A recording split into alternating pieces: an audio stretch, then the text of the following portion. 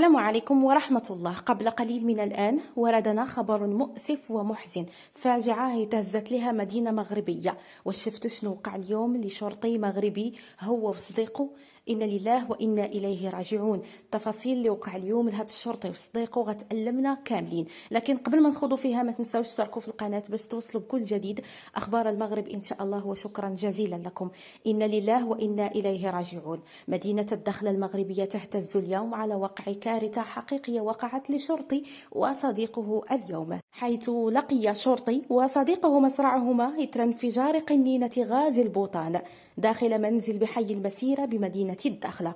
وفور إخطارها بالواقعة الأليمة انتقلت مختلف الأجهزة الأمنية إلى عين المكان، حيث تم فتح بحث لمعرفة ملابسات هذا الحادث المأساوي، فيما تم نقل جثماني الضحيتين إلى مستودع الأموات بالمستشفى الجهوي الحسن الثاني بنفس المدينة مدينة الدخلة.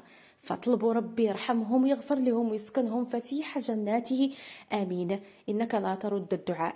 إلى هنا ينتهي فيديونا الإخباري هذا، إلى اللقاء والسلام عليكم ورحمة الله تعالى وبركاته.